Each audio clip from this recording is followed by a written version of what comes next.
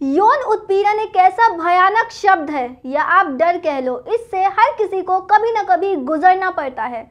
चाहे वो बॉलीवुड हो या कॉर्पोरेट इंडस्ट्री, चाहे हम इस सदी की बात करें या फिर 50वीं सदी की। आज हम किसी और की नहीं बल्कि मीना कुमारी और उनके साथ हुए यौन शोषण उत्पीड़न की बात कर रहे हैं, जिसे आज हम मी टू आंदोलन के नाम से ज़्यादा अच्छे से समझ सकते हैं। नमस्कार, मैं हूं आपके साथ जिंदगी मिश्रा। आप देख रहे हैं नजर टुडे। मी टू आंदोलन दरअसल तराना बुर्क नाम की एक महिला द्वारा इस सदी की शुरुआत में शुरू किया गया था, परंतु यह आंदोलन विश्वव्यापी तब बना जब एक महिला अमेरिकी अभिनेत्री अलीसा मिलानो ने बहुत बड़े निर्माता व हॉलीवुड के शक्तिशाली हार्वी वॉशरटाइन पर खुलेआम यौन शोषण का आरोप लगा दिया। हार्वी वैसे भी लड़कियों को बहुत यौन शोषण कर चुका था, लेकिन हॉलीवुड में उसके प्रभाव के कारण किसी की हिम्मत नहीं होती थी कि वो उसके खिलाफ आवाज़ उठा पाए और कोई उसके ऊपर आरोप लगा पाए। परंतु 100% लोग अपनी एक्सपायरी डेट के साथ आते हैं और ये तारीख सिर्फ इस दुनिया में हमारे एग्जिट के रूप में ही आती है, परंतु इसके लिए अच्छे बुरे कर्म भी शामिल हो जाते हैं इसमें, जिसका नतीजा हम सबको किसी न किसी रूप में भुगतना पड़ता है। तो हार्वी इस बार बच ना सका क्योंकि मीडिया ने इस आंदोलन को पकड़कर उछाल दिया। बस फिर क्या था, यह पूरी दुनिया में फैल गया क्योंकि मीडिया कहीं का भी हो, वो हमारे समाज का बायो प्रोडक्ट है, जिसे विषय वस्तु या आप चाहो तो मसाला कह लो, क्योंकि लोगों को यही चाहिए होता है। मीडिया को मालूम है कि हिंसा व सेक्स बिकते हैं और आम दर्शकों में इसका ज़बरदस्त आकर्षण होता है।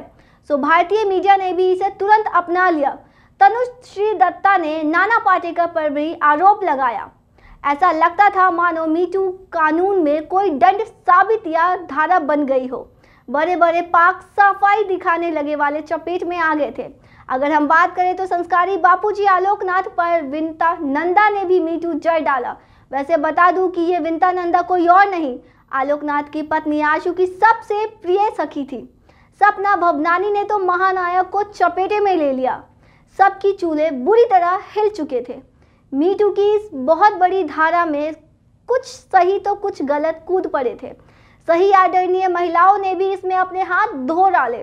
वो कहावत है ना कि बदनाम हुए तो क्या, नाम तो होगा। सुना है समुद्र थे मलदार नहीं। उन्होंने चुपचाप सेटिंग करके बचने की भी कोशिश कर डाली। समय के साथ जैसे जैसे मीडिया को नए मसाले मिलते गए, वैसे वैसे मी टू का तड़का भी लुप्त होता गया। तो देखिए देवी और सज्जनों, ये जिक्र तो इस शताब्दी का था, परंतु कहानी सुनानी है मीना कुमारी की, जो यौन उत्पीड़न के अपमान को सहती रही, लेकिन उनके होठ खामोश रहे। ये कहानी आज की नहीं बल्कि 50 के दशक के अंत की मीना कुमारी की है।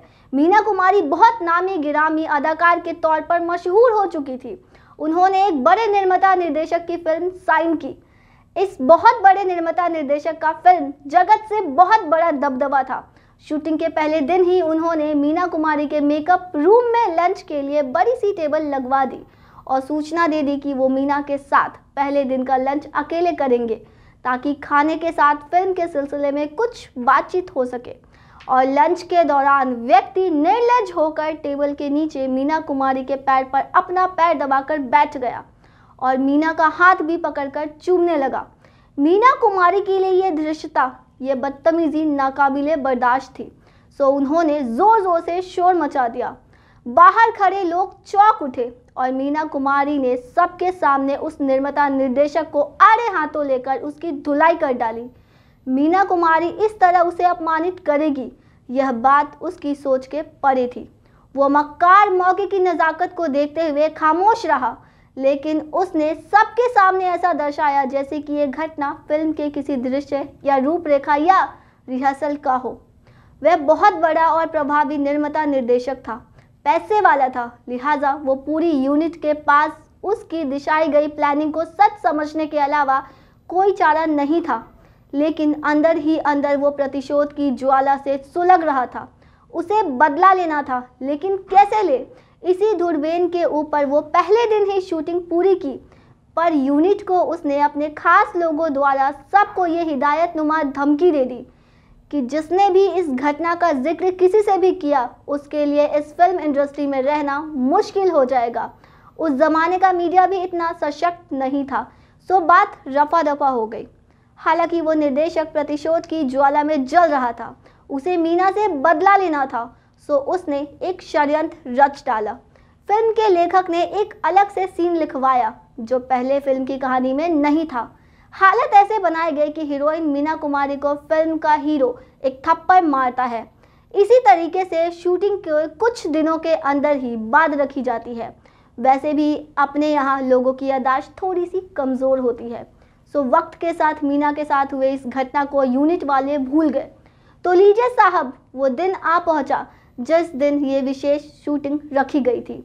हीरो को साफ निर्देश दिया गया था कि सीन सच्चा मुच्चा लगना चाहिए।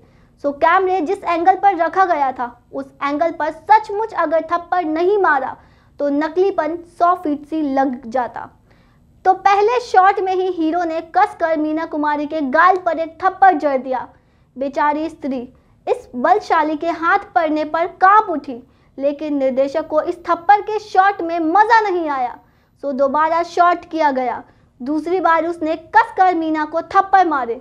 मीना के गाल खून की तरह लाल हो गए, लेकिन निर्देशक साहब शॉट से एक्साइटेड नहीं थे और ना ही वो खुश थे। मज़ा नहीं आ रहा था उनको, और इस तरह देखते देखते मीना कुमारी को थप्पड़ खाने के कुल 31 टेक करने पड़े। 31 बार थप्पड़ खाने पड़े। तब जाकर निर्देशक का विकृत शांत हुआ और उसकी आत्मा को शांति मिली। मीना कुमारी भागते हुए अपने रूम की तरफ गई और दरवाज़ा बंद करके घंटों रोती रही। सब समझ रहे थे इस षड्यंत्र को, लेकिन कायरता अपनी चरम सीमा पर थी। अधिकांश फिल्म के हीरो असली जीवन में पुरुषत्व का अंश ज़्यादा नहीं होता। ये याद रखना, अपवाद हमेशा होंगे और होते रहेंगे। बलराज साहनी अपने आत्मकथा के अंत में विस्तार से मीना कुमारी के साथ हुई इस सदी का वर्णन किया है। यूँ तो मुझे उस निर्माता निर्देशक का नाम और डिटेल मालूम है, लेकिन आज इस दुनिया में ना तो वो जिंदा है और ना ही मीना कुमारी। कहानी सच्ची है। बलराज साहनी ने अपने आत्मकथा के अंत में विस्तार से इस सदी का वर्णन किया है। ये बात अभिनेता अनवर हुसैन ने बलराज साहनी को सुनाई थी, जो इस सदी के गवाह थे। यौन उत्पीड़न के बाद चुप रह जाने वाली मीना कुमारी अकेले नहीं थी। दिल पर हाथ रखकर बोले तो रेखा से पूछना, पूनम ढिल्लो से पूछना, माधुरी दीक्षित से पूछना, डिम्पल से पूछना कि किस तरह मौका हाथ आने पर तथाकथित हीरोज या कुछ फिल्मी मर्दों ने रोमांटिक सीन करने के बहाने कैसे स्त्री के शरीर को कुचला, मसला और दूषित किया। और ये सिर्फ भारत की बात नहीं है, ये रोग सारे संसार का व्यापार है। स्त्री हर युग में, हर काल में अपमानित की गई है, और जब भी उसका समय आता है वो प्रतिशोध वाजिब भी लगता है। आज की हर बच्ची भविष्य की संभावित माता है, और माता केवल पूजनीय है। हमारी संस्कृति में ऐसा भी कहा गया है, जो शुभ है, पावन है, पुनीत है, उसका पालन करें, कि हम अपनी सभ्यता, संस्कृति और देश के नभ की ऊंचाई तक पहुंचा सकेंगे। इसी आशा व विश्वास के साथ आपसे आज्ञा लेती हूँ। जय हिंद, जय भारत, नमस्कार।